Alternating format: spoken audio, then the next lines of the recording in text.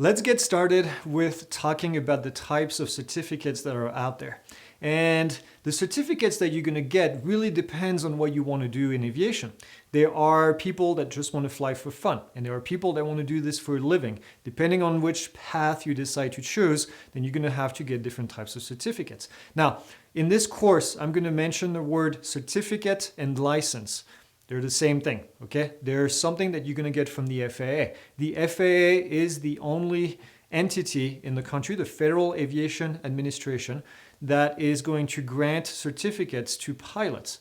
There is no local requirement, no state requirement. Everything is based on the FAA, which is a federal organization. So, the first certificate that you're going to get is a student pilot certificate. Now, I'm going to go in detail on each of these certificates in a second, but it starts with student pilot when you're learning.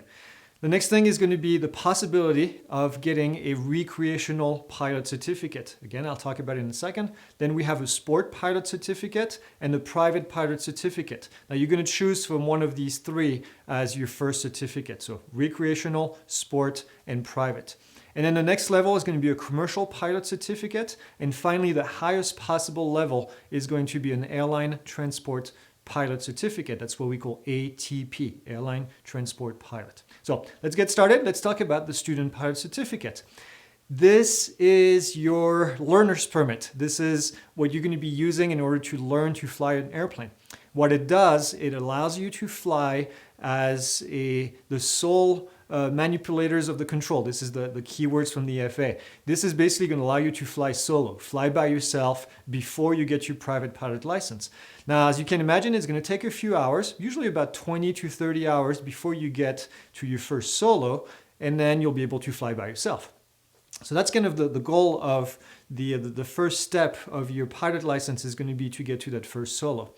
In order to get this, you need to be at least 16 years old and you need to be able to read, speak, and understand English. So that's the requirements right here from the FAA. And the good news is the student pilot certificate is free. You can get it with the help of a flight instructor. All it's going to take is for you to go on the FAA website, submit an application, have your flight instructor sign it, and then you have a little document in the mail. And that document that you can see right here is going to basically tell your flight instructor that you're a student pilot, you're ready to fly. There are some restrictions, some limitations to the student pilot certificate. You can only fly by yourself without a flight instructor, but only if you have an endorsement. The next thing is you cannot carry any passengers. Nobody can come with you when you do these solo flights. And the last one, which is somewhat obvious, but you cannot fly for compensation. You cannot make money as a pilot if you only have a student pilot certificate. Okay, so that's your first step. That's going to be a student pilot certificate. From here, you have the choice of becoming either a sport pilot, a recreational pilot, or a private pilot.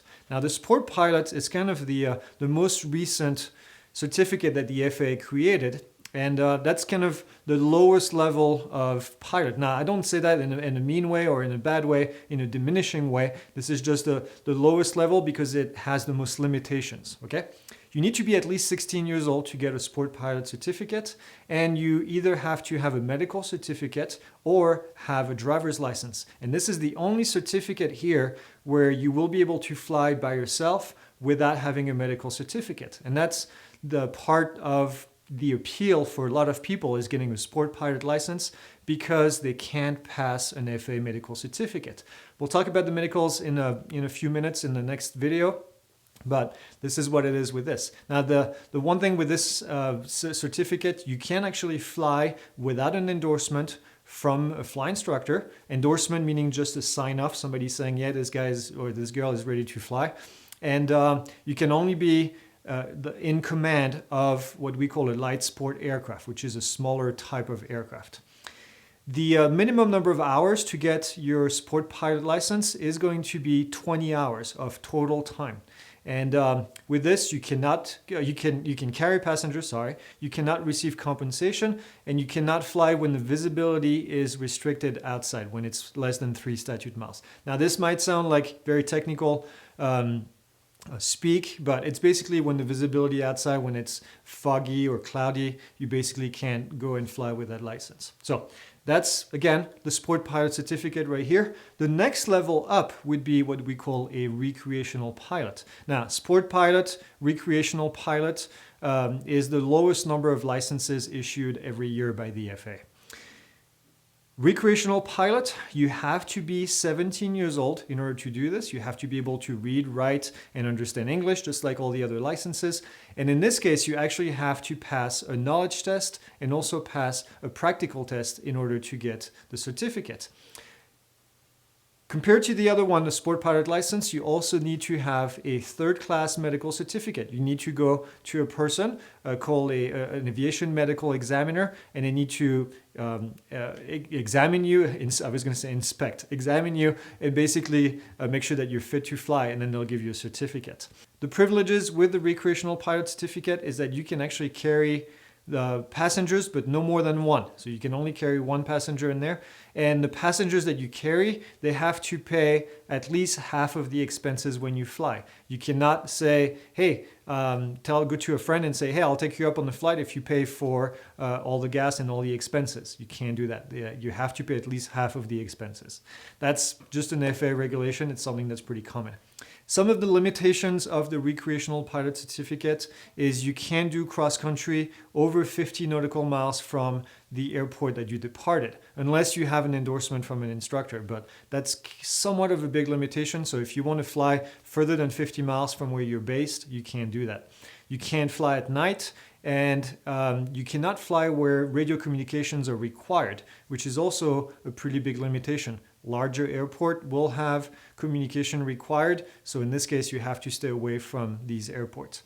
And in this case also, you cannot act as the pilot in command, which means be in control of the airplane, if it has more than 4 seats available, and you can carry more than 4 people on board the airplane. Okay, so you'll be restricted in the size of the airplane that you can fly. Next thing is our private pilot certificate, which is the most popular certificate for people that want to go and have fun and just fly for fun. You have to be 17 years old in order to get your private pilot certificate. And again, you have to be able to read, write, and understand English. And you also have to pass a written exam, and you also have to pass a practical test. Now, I'm going to give you more information about the written exam and the practical test in a minute, and kind of tell you what this is going to look like. You also need to have a third-class medical certificate, like the recreational pilot. And in this case, you need 40 hours, not 30. So it goes up to 40 hours of total time. You need 20 hours of these 40 hours. You need to have at least 20 hours of instruction and 10 hours of solo flying by yourself. So you're going to say 20 plus 30 plus 10, that adds up to 30. You're right. The other 10 hours can be a mix of these two. Okay? So that's why we are here. The privileges of the private pilot certificate is that you can carry passengers. Now you can carry passengers more than one in this case compared to the recreational pilot. And again, you have to spread the expenses between all your passengers. So you can't fly for business. You cannot make money from being a private pilot. You cannot receive compensation for flying. That's what we do with the commercial pilot certificate. Okay? So, want to go fly for fun? First step is going to be to become a private pilot. The next level up after this is going to be our commercial pilot certificate. And to get a commercial pilot certificate, you first need to get a private pilot certificate. So first step is always going to be the private, and then you move on to the commercial. In this case, the biggest thing with commercial pilot certificate is you can actually receive compensation for flying. You can start making money for being a pilot.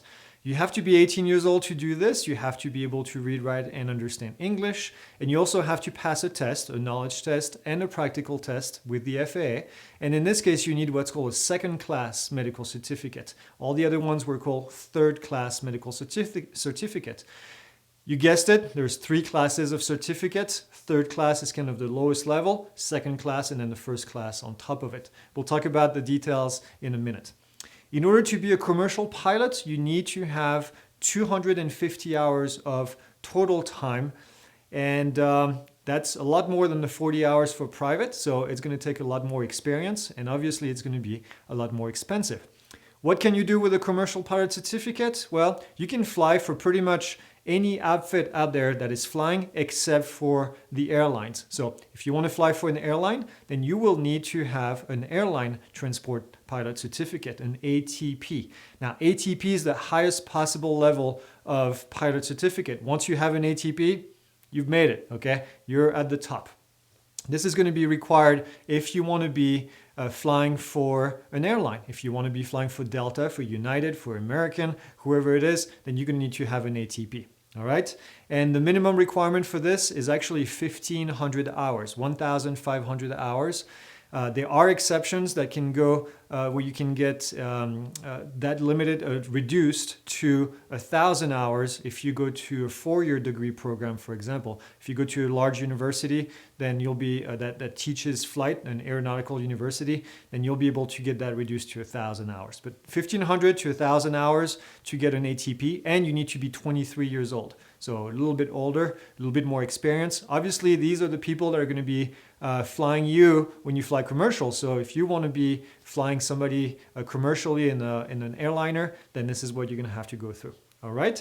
Now, I get a lot of questions about the ATP, and people say, how do I get 1,500 hours or 1,000 hours? Well, most people don't pay for these hours. You get paid in order to build your flight time, and then you move on and go fly for the airlines. So most people will get their commercial certificate, and then they'll go find a job. For example, flying, I live close to the Grand Canyon, so they go fly for an outfit that gives tours at the Grand Canyon.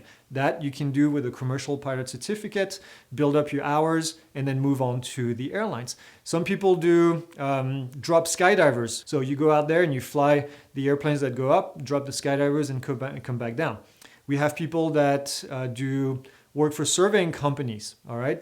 You go out there and you take pictures in the grid and then build up your flight time. People become flight instructors. This is what I did when I started my career. I wanted to be an airline pilot eventually. It never happened, but I'm still really glad with what I did. But to build your flight time, you became a flight instructor, and then you start building hours by teaching people how to fly. I learned that I really enjoy teaching people, so this is what I do today, which is, again, something that I absolutely love doing. So that's your ATP, difference between the commercial and the ATP certificate. And I'll talk a little bit more about this in the future, but your typical path when you're wanting to become an airline pilot is going to start with a private pilot certificate. Then we're going to do what's called an instrument rating. I'm going to talk about the instrument rating in a second. It's not a certificate, it's just a special training that you get added onto your certificate. And then people become a commercial pilot, and then people become an ATP. So that's kind of the process: private, commercial, ATP, and then eventually you can fly for an airline. If you want to do this for fun, do your private pilot. That's all you have to do. Maybe get an instrument rating. Again, I'll talk about this in a second because I think it makes you a safer pilot. So let's go ahead. Let's talk about the instrument rating because it falls under it's called a rating. A rating is something that's going to be added to your certificate. And in this case, in an instrument rating, is somebody who wants to fly only by reference to the instrument. Now, you've been maybe in a commercial flight, and at one point you get into the clouds. Well, if you're just a private pilot, you have to remain clear of the clouds. You have to stay away from the clouds. You always have to be able to see the ground.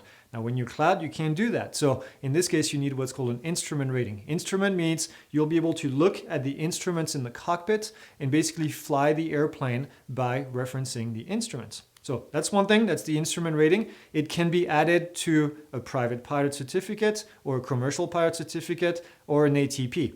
Once you get your instrument rating and you get a new certificate, it's going to follow you. So most people do private, then they add on the instrument rating, and then they become a commercial pilot because they already had the instrument rating, then it gets added to their certificate, and then same thing when you become an ATP.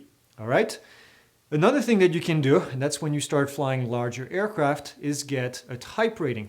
If you see people that fly a 747, a A320, A340, whatever larger aircraft out there, they have a type rating. It means that they receive special training to fly that airplane specifically. Okay, and again, you'll get that as you start flying larger aircraft. Any aircraft over 12,500 pounds is going to need to have a type rating. Another certificate that you can get, which is in addition to your regular certificate, is a fly instructor certificate. I'm a fly instructor, and I have a separate card, a separate certificate that says I'm a fly instructor. Before you become a fly instructor, you have to be a commercial pilot. So commercial pilot, then you can add a fly instructor certificate to your list. And that's basically just another card from the FAA that says you can teach people like I'm doing in our courses at Pilot Institute. Another certificate that you can get, a third card, is going to be your remote pilot certificate. And remote pilot is if you want to fly a UAS or drones for commercial purposes, then you need to get what's called a remote pilot certificate. I also have one of these. I also teach classes on how to do this at Pilot Institute, and it's just another way to be involved with aviation. Now, at the very end of this, and this is where it can get confusing, not complicated, just confusing, is there are different levels where you can get your licenses. And I don't want to go into too crazy of terms, but you can get a single engine certificate, or you can get a multi-engine certificate. For example, when you start your flight training, you're going to be flying in a small airplane with only one engine. This is called single engine. So when you get your license, your private pilot license, you will get it as private pilot license, single engine. It means that if somebody has an airplane that has two engines and you want to fly it, you can't, because you are not trained to fly in a multi-engine airplane. So you can add that. Most people will add the multi-engine rating when they get to the commercial level. So they'll get a commercial single and then a commercial multi-engine, or sometimes they get a commercial multi-engine and a commercial single engine.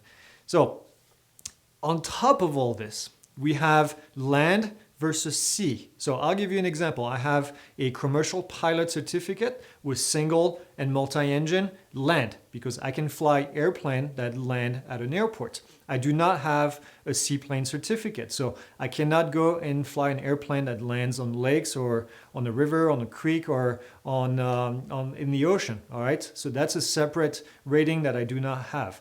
If I wanted to, I could go get the training and then add it to my certificate. But single engine land, multi-engine land, single engine sea, multi-engine sea. Those are the different types of rating you can get for airplane.